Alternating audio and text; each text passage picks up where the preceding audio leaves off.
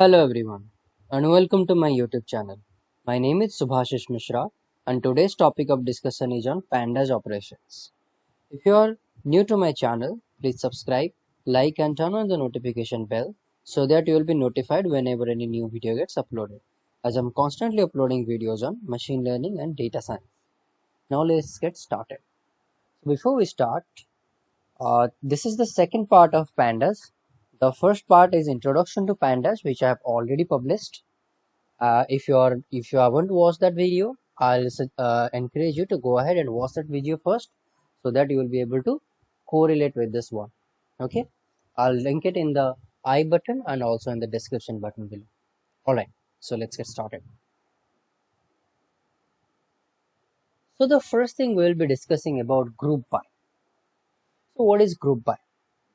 In case of pandas or in case of any SQL operations, if we have, let's say this is one example, like this is the origin of the airports and this is the delayed delayed departure. Okay, so in airport one in one terminal the airport delay is 10 minutes, another one terminal is 15 minutes, airport 200, and like that it is. Okay, so one terminal is having 10 minutes of delay, another one terminal is 15 minutes of delay, another one terminal is 15 minutes of delay. So on an average, if we want to know that airport 1 has how many times of delay on an average, then we can be able to find it out using the average of this 10, 15 and 15, which comes out like 50. So this is all about group by operations. Okay, all right. So group by is used to group a certain number of data based on column and then perform any particular aggregated operation. What I mean by that is like,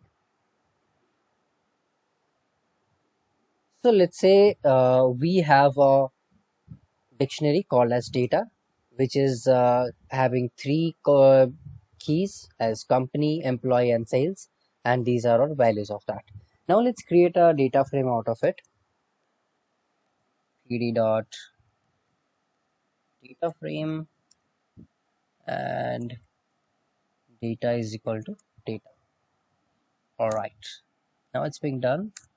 Let's check it out. So the data frame has been created. Now if we want to see the sales of each and every company, okay, so we can be able to use it using the group by. So first we will be creating df dot group by, and based on the company we want to find out.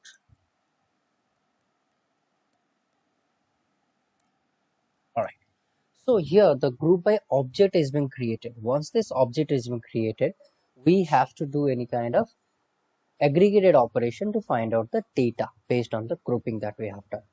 Okay, so for that, let's say make this group by as a variable name. Let's give it a variable name like testing. Okay, now if I want to find out the sum of the sales, total sale done by each and every company, then we can be able to find it out in this way. So this is the group by operation. Usually we don't go ahead and create it using any variable and then having any kind of operations that we want. We usually do it in this way, in a single line. So this is the group by object created, and now once this is being done, we are creating the aggregated function as sum, and it's showing up in this way. All right, notice that it doesn't consider employee column. Okay, we have also employee column over here. If we go ahead and see that there is an employee column also, okay, but it hasn't considered the employee column because employee column doesn't have the has the kind of data type for which we are asking for the operation. So sum is being done for the numeric value only, right? For the text data, the sum isn't possible. So that's the reason why it is giving us the value as only sales. Okay, now There is another one operation which we can be able to call as concatenate. Okay, so we can merge, concatenate and join data frames together. Okay, so to concatenate, we need to have the data frames having same number of rows. Okay, so for let's say we have these three data frames. Okay, and based on that, we want to concatenate. So to concatenate, we have a very simple command in Pandas called as pd dot concat, and inside that we can be able to provide in a list the data frames we want to concat. So here df1, df2 and df3 are the data frames we want to concat. Once this is being done, the concatenation result is out.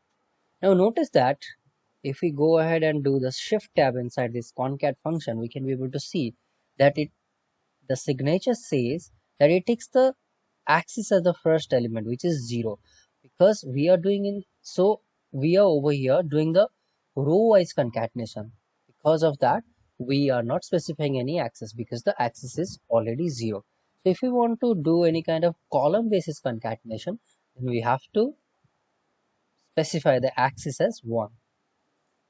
So here everything will be same, but only one thing we want to add is like axis is equal to 1.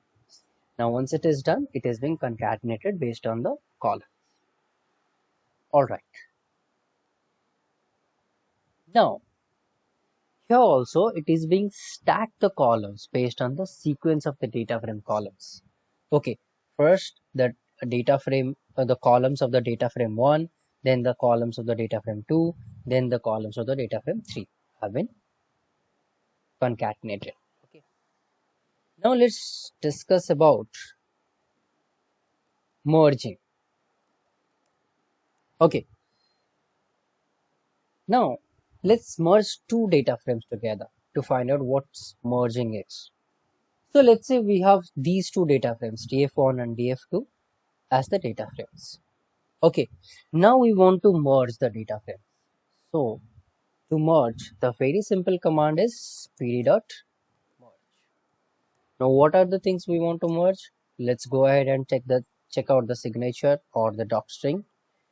So it takes two arguments, left, right, how and on. These are the most important arguments. So left is which should be the first argument. Okay, so left is nothing but the first argument, so df1. Now right is nothing but the second argument, which is the df2. Now after that, how is the argument? Okay, let's say how is inner and on is key. Now here, what is inner? There are if you already remember that in SQL there are four types of joins: inner join, outer join, left join, right join. So inner join is basically the intersection between two data sets.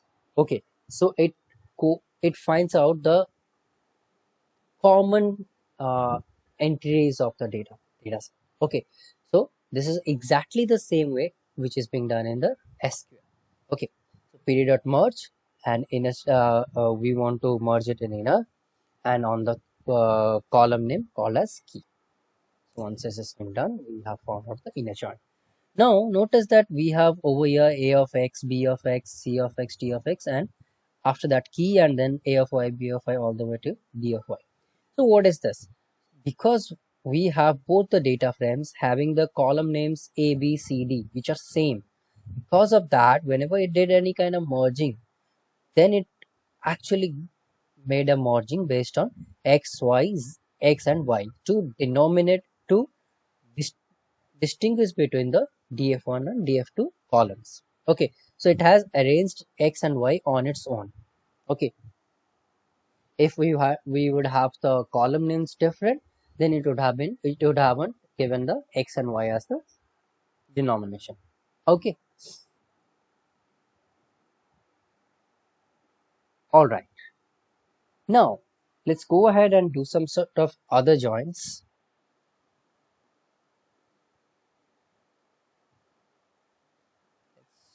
it as outer. Now notice here we are getting nan in this column, in this row, and nan in this row. So what is this? Let's go ahead and check it out. So outer join is when we have two data sets. It will take all the data of the first data set and all the data of the second data set, and it will do the merging. So no information is lost or no common value is being gathered together. Okay, so it gathers all the common values, also the values which are not which are not common. Okay, in this case, if you can see that the index is as 0, 1, 2, 3. Over here also 0, 1, 2, 3. But here the key is 1, 2, 3, 5. But the key over here is 1, 0, 1, 2, 3. As we are doing the merging based on the key. So first it will check out which are the common keys. Okay, so the common keys are 1, 2, 3. So for 1, 2, 3, it has found out the data as sim. Okay, so for same data is being given because the key name is same. So we can be able to print the data for 1, 2, 3. But for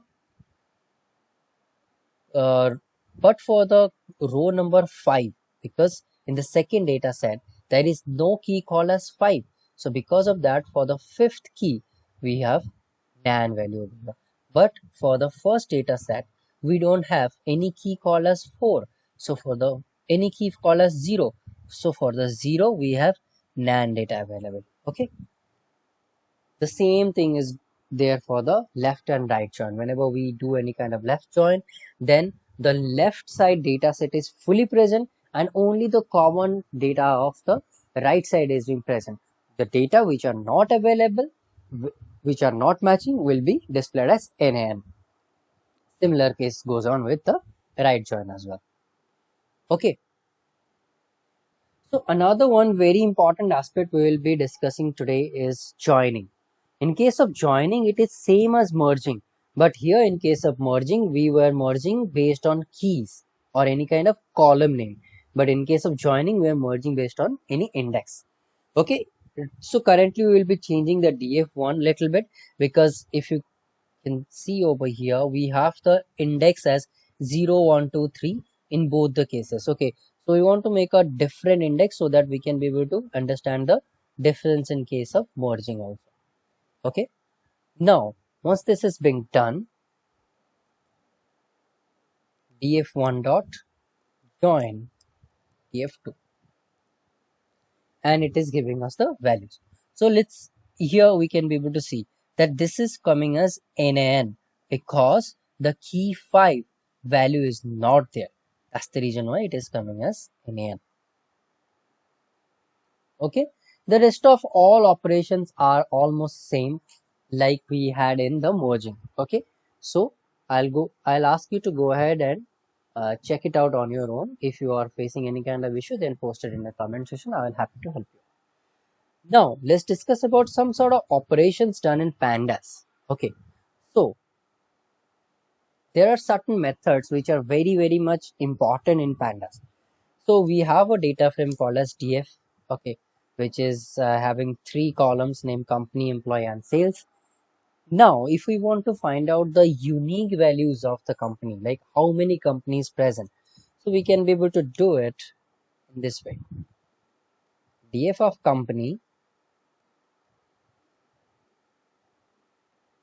dot unique, and it will give us an array of the unique companies, which are Amazon, Google, and Facebook over here. Okay, now if we want to find out how many number of unique entries present in any column, then we can be able to do the same using n unique function. Okay, so n unique will give us the number of entries, unique entries for the particular column name. Okay, now let's discuss about apply function. So as we know already, let's say we have the column name df of sales. Let's take this into the consideration. So df of sales is the column name. Okay, Now, if we want to find out the minimum value of it, we can do df of sales dot mean and it will show us the minimum value. Okay, we can also be able to apply any customized function. Okay, so let's say we have a customized function called as df of square. Is the x and it returns x square of. Okay, now we can apply this using dot apply function. So df of sales dot apply, then we can have square function and it will give us the square value. Okay, but the apply function is mostly important whenever we are dealing any kind of lambdas function. So in case of lambdas, if you remember previously we have discussed, for lambda function we have the keyword lambda, then whichever for whichever data we want to perform the operation, we will pick it as 1, then colon, we will pick it in the first space, and for whatever operation we want to perform, we will pick it as the second phase after the colon, after the colon notation. So once this is being done, then we can be able to see the square notation also. These both are same as we have already discussed, but here the lambda function is more useful whenever we are dealing with apply function. Okay, now let's discuss about file read and write in case of pandas. Okay, this is one of the most important aspects because whenever we will be dealing any kind of machine learning problems in the problem statements, like from Kaggle or any kind of competition software, so you mostly will be given the data in the form of Excel or in the form of CSV. So we want to import the data in our Jupyter notebook or whichever notebook you prefer, and based on that, after that we have to perform the application operations we want. Okay, so the first phase is getting the data. So in pandas we have a very easy function for CSV. Let's say we have the data frame as df pd dot read CSV. Okay, so the best option is do the tab, and it is showing me two options. CSV example I'm taking. Okay, and it has been loaded. Now if I go ahead and check df, then the data frame has been printed out. Now this is the way we can be able to read the CSV file. Okay, in this case, if we want to save any kind of data frame into CSV, we can be able to do that also using pandas. So after this is being, let's say we have the data frame df available and we want to save it into any CSV file. So we have the function called as toCSV. Here we can be able to provide 123.csv. Okay, this is any kind of name that you can be able to provide. So let's save it. Now it is being done. Now let's see what we have saved.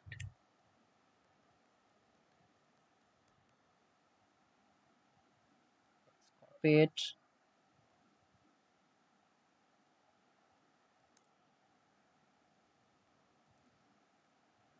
So you can be able to notice that we have a unnamed 0 column present over here. Why is it there?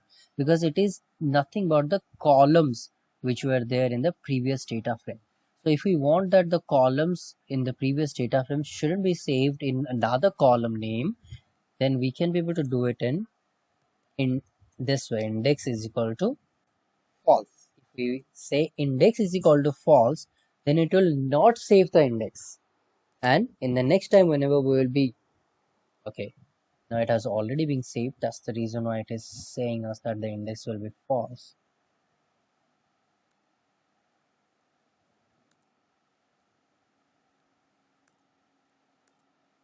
Okay, now we can be able to see that df1 is showing all the data that df has, and it is not showing the unnamed 0 which was the index in the previous operations that we have seen. Similarly, we can be able to do the read operation using Excel. But in case of Excel, The only important thing, the only thing which is differ is like the sheet name we want to provide. Why we have to provide the sheet name? As you can notice, we can be able to understand. Let me open okay for us. All right. As you can see over here, we have a sheet one available, and then we have also the option for the sheet 2, sheet 3. Okay, so in Excel we have to specify the sheet number whenever we are doing any kind of operation. Okay, because for Pandas, each and every time we are running with Excel, it treats each and every Excel sheet as a new data frame. Okay. So let's say we have a variable name Excel and we are reading any Excel file, just like the way we were doing it. Yes, we will tap Excel example dot xlsx and we have to provide the sheet name. So the sheet name is sheet 1 open. Okay, so now the Excel has been loaded. It's the same data set that we had in the read CSP also. The same way we can be able to save an Excel, save an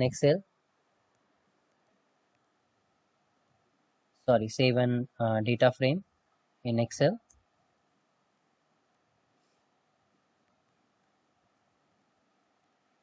Okay, the same principle applies over here. If we want the index to be false, we have to provide the index is equal to false, else it will save the index as unnamed 0. Alright, so this is the basic operations of Pandas. Okay, in the next section we will be discussing about the visualization technique using matplotlibs and all other Pandas visualization techniques also. Until then, stay tuned and enjoy machine learning. Thank you.